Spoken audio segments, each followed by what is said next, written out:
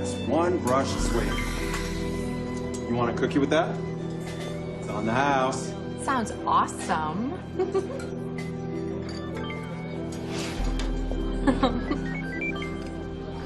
See you tomorrow, JJ. See you, Lacey. Oh, saw your boy in the fire hat just now. So cute. Yeah, he's really something.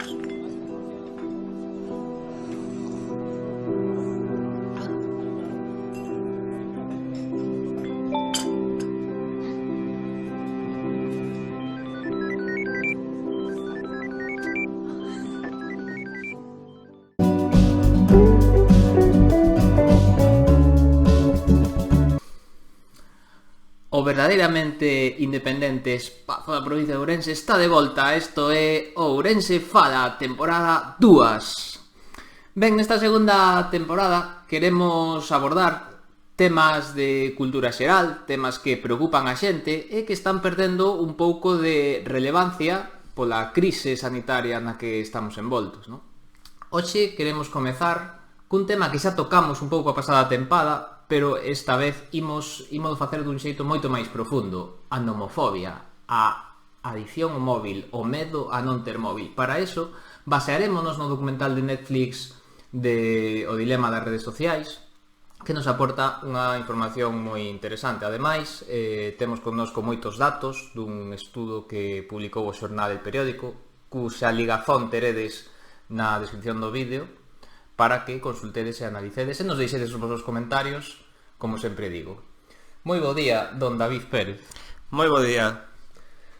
Hoxe traemos un tema que é moi interesante, sobre todo porque nós traballamos con rapaces xóvenes e vemos, bueno, non sei, calquera persoa que pase pola rúa pode ver que todo o mundo está pegado ao seu móvil, non? É unha cousa, por exemplo, outro día, falando disto, cando estábamos preparando o programa, subindo por Concordia, fixeime que todo o mundo iba pegado ao móvil. Ben sexa falando por teléfono, ben sexa mirando para el, pero é unha cousa super extraña, porque eu subía e co tema de fixarme, pois podías ver como todo o mundo iba así.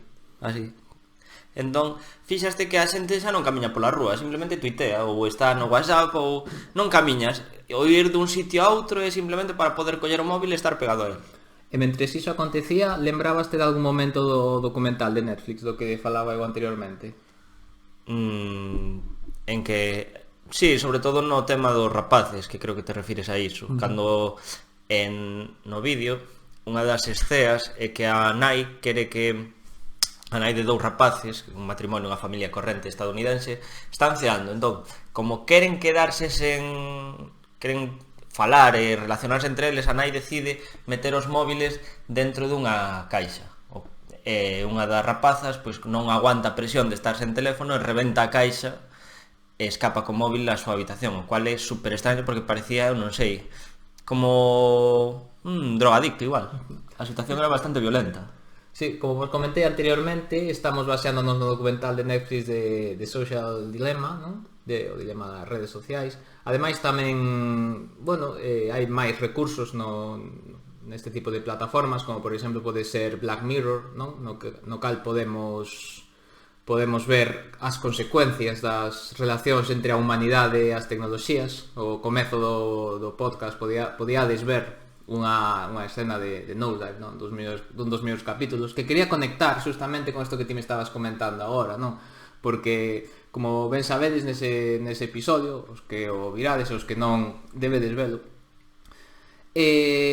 ese futuro distópico o que falle crear unha sociedade de clases baseada nas nosas notas, na nosa puntuación nas redes sociais, non? Entón todo o mundo está continuamente puntuándose uns aos outros, que é un pouco a escena que ti estabas vendo en Concordia outro día, non? Correcto, sí, un pouco así, porque a nomofobia, aínda que o medo a non ter o teléfono móvil, realmente poderíamos decir que é unha extensión, non?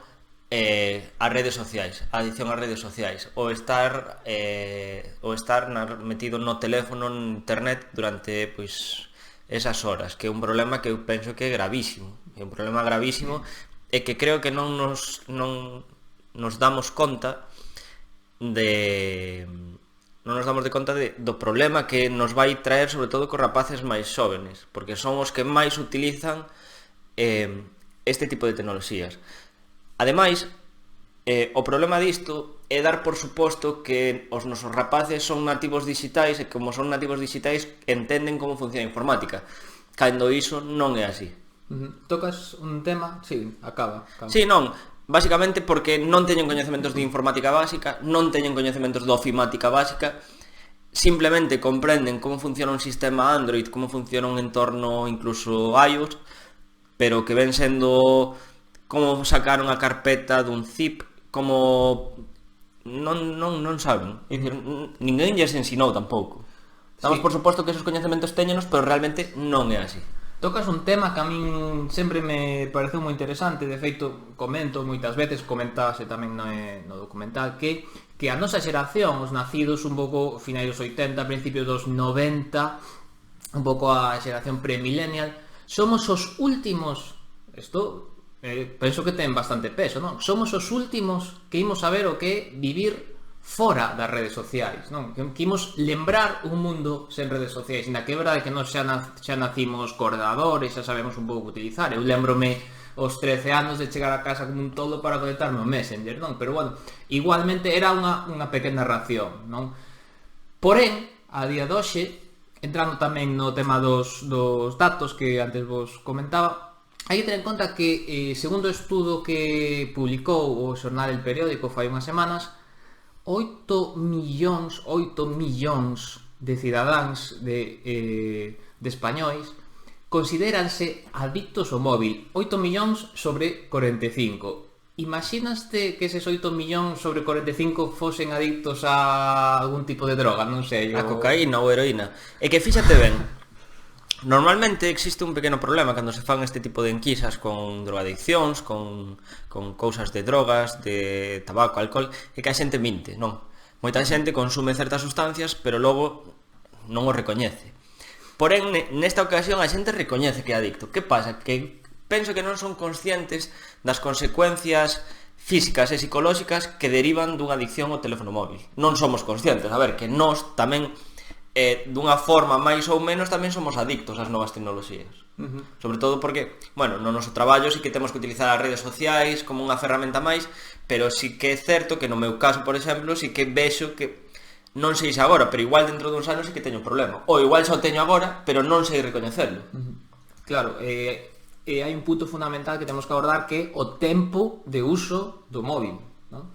O estudo falaba de aproximadamente 4 horas ao día de uso. Conecto con outra escena do documental, na cal, bueno, unha das persoas que falaba, non me lembro moi ben dos seus traballos, dos postos, non? Pero tiña 2 fillos millennial, non? Entón salían os 2 fillos falando e dicía un, bueno, eu creo que eu uso o móvil media hora ao día aproximadamente, non? Entón, claro, logo tiñan como unha aplicación que che contaba o tempo de medio de uso e saíanlle 3 horas e ademais estaba ben, porque a mí lembrame moito a outro tipo de adicións. Explícome, porque creo que me estou liando. El dicía media hora aproximadamente, como non é nada, non? E logo saíanlle 3 horas e que contestaba, non sei se te lembras, el dicía, no, pero claro, é que hoxe estiven demasiado tempo no Instagram ou estiven demasiado tempo en tal, e yo controlo, sí, esa excusa do adicto. Son excusas, porque realmente ti non eres consciente en ningún momento de que eres un adicto. Por exemplo, por esa razón, a mí pareceme tan esencial que a xente recoñeza que ten unha adicción. Por que?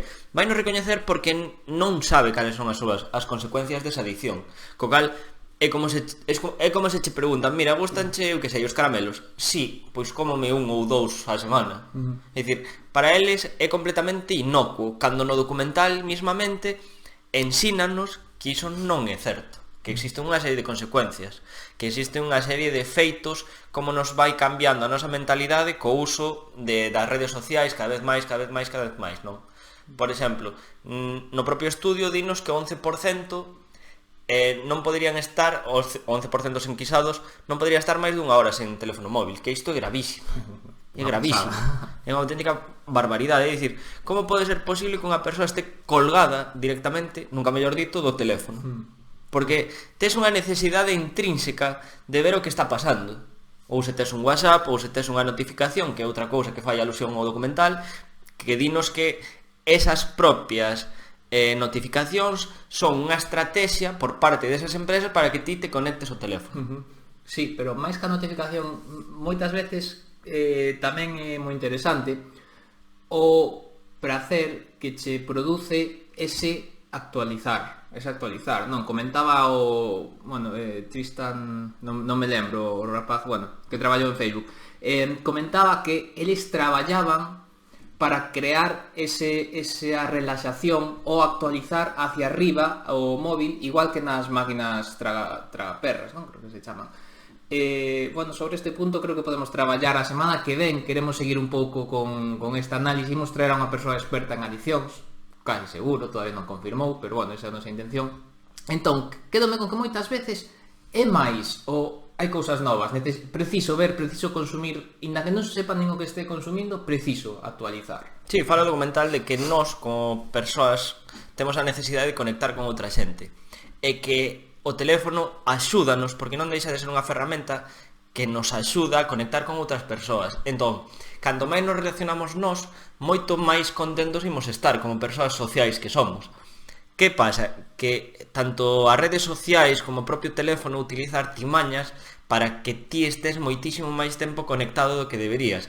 E que incluso no propio documental móstrase como cando ti non estás conectado nunhas horas que ti deberías estar conectado, a propia inteligencia artificial, porque fala de inteligencia artificial, do propio programa realiza certas notificacións para que ti vayas a mirar se estás, por que non estás conectado. Tes que estar conectado, porque como ben di o documental, o fin último de todas as redes sociais é que ti estés, a tua atención este no móvil, non estés facendo outra cousa, senón que estés pegado á pantalla, o cal é terrorífico. Sí, eso dentro do punto de vista da inteligencia artificial, pero quédame tamén co punto de vista sociolóxico que o comentábamos outro día, sobre o que lle acontecía a rapaza, non? Que era unha rapaza de 12 anos, a personalidade en pleno proceso de formación, ela comezaba a subir fotos, non? Ela subía fotos e recibía likes, non? Dunha xente, e logo tamén recibía comentarios críticos. Ben, digno documental que polo proceso evolutivo nós, os seres humanos a día de hoxe, non estamos afeitos a buscar a aprobación de tanta xente. A ver se me explico, nós evolucionamos en núcleos familiares, núcleos de amizades, núcleos de traballo, non? Que son relativamente reducidos.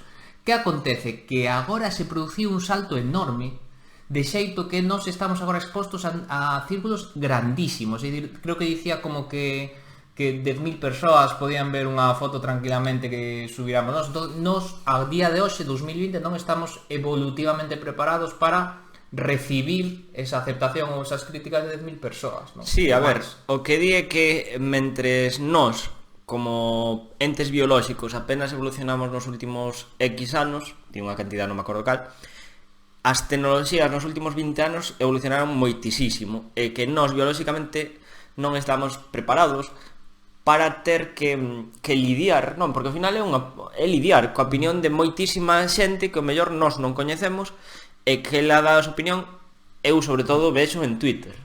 É dicir, en Twitter sí que é un auténtico vertedoiro de odio no que a xente dá a súa opinión e que nin te coñece, nin o mellor ti escribiches algo ou trabucacheste nun pequeno matiz e xa van a por ti.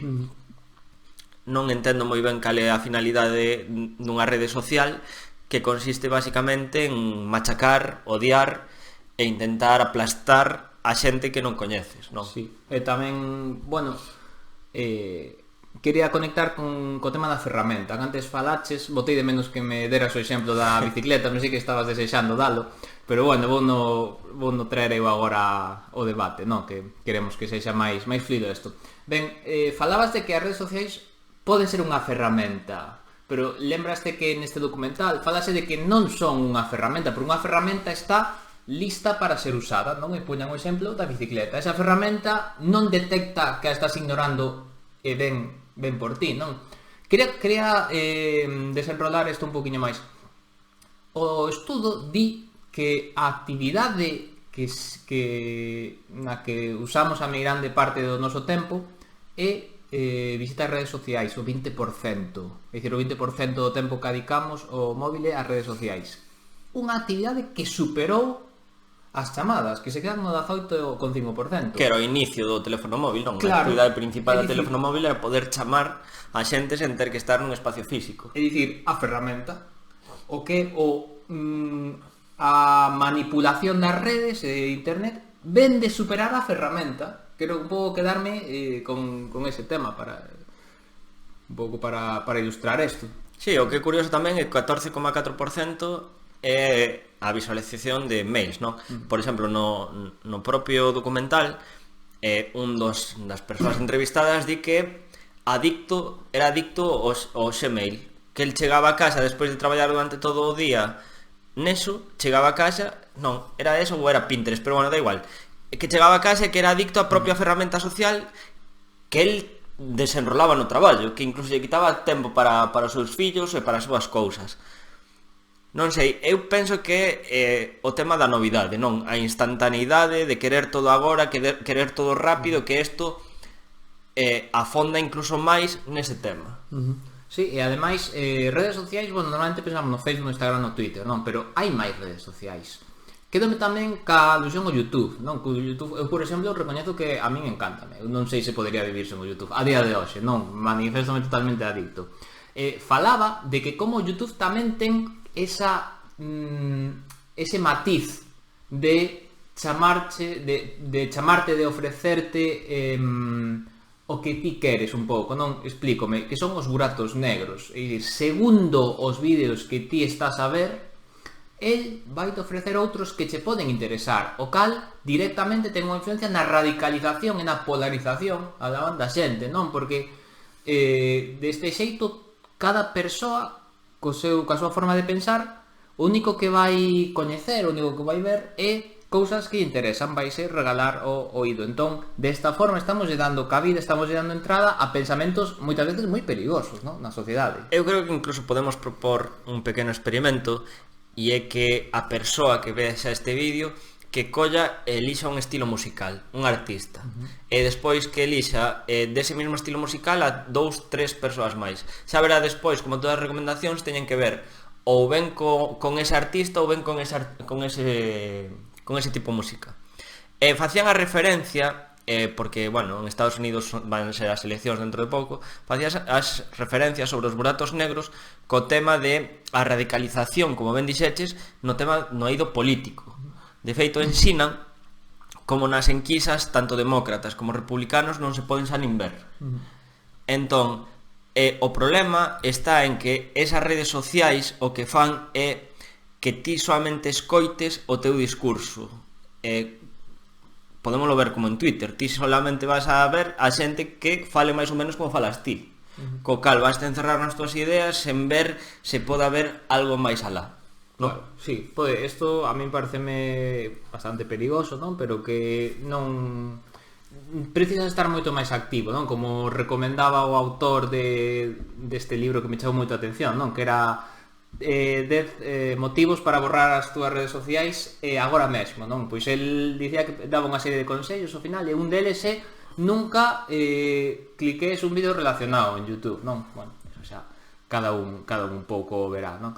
Ben, este é un pouco unha análise en base ao documental de Social Dilemma. Tamén falamos do tema de Black Mirror e outro tipo de recursos, pero eu creo que unha serie tan boa como esa e cas gañas que temos este ano de dar caña dende o punto de vista cultural, podemos podemos facer un análise da serie tamén con base nas redes sociais nos próximos Ourense Fala. Sí, non habería problema. como É dicir, Black Mirror é unha serie que é moi novedosa polo seu formato e sobre todo pola temática na que fala das novas tecnoloxías. Creo que se non é o seguinte será o outro no que falaremos deste tema. Sí, un pouco tamén desa estratificación social, non? Que se veía en Nosedive, Caída en Picado en castelán, que pareceme que conecta directamente con este tema. Con este tema. Bueno, último minuto, non sei se queres agregar algo máis que se nos quedara dese documental. Non, simplemente que a xente se pode ver o que vexa, se pode ver algunha review, porque o mellor non ten Netflix, existen, ainda que parezca paradóxico, no propio YouTube varias reviews de como é o documental, e mesmo dos capítulos de Black Mirror. Hai xente que describenchos, se non pois en páxinas web, en blogs, vas a topar dende de Social Dilemma, a xente que aparece, ou mesmo tamén, volvo a incidir, as descripcións dos capítulos de Black Mirror, que son imperdibles. Sí, eu como último punto tamén con respecto a este documental, que me parece dos mellores que vin, xunto co de Jordan, quería quedarme coa imaxe, porque o documental non é todo científico, datos, entrevistas, tamén vemos unha familia, non? Que é un pouco como a plasmación práctica do que os entrevistados din, e que un pouco a imaxe que se ve é que durante unha cea, a que antes ti comentabas, propónse que non haxa móviles na cea, que se fale, que se converse do que se fixo ese día, e a familia están todos como calaos, como que non saben que dicir, é dicir, están asocializados completamente e rematan anoxados uns con outros, unha marchando despois de reventar a caixa do móvil, outra ceando soda, é dicir, é moi significativo dese futuro que nos agarda, de como estamos todos perdendo esa capacidade de relacionarnos sen unha pantalla de por medio, non? Sen ese espello negro de por medio. Pero bueno, agardamos os vosos comentarios sobre se vistes o documental, se non estades de acordo con o noso punto de vista, se queredes agregar algo, propor novos temas, e, por favor, ano novo costumes vellos, por favor, suscribidevos a nosa canal de YouTube, dadenos like no Facebook e comentarios. E comentarios, que nos sigan nas nosas redes sociais, que poremos tamén no link, e, bueno, pois... O dito, un ano máis, pola miña parte nada máis. E nada menos, moitas gracias por vernos.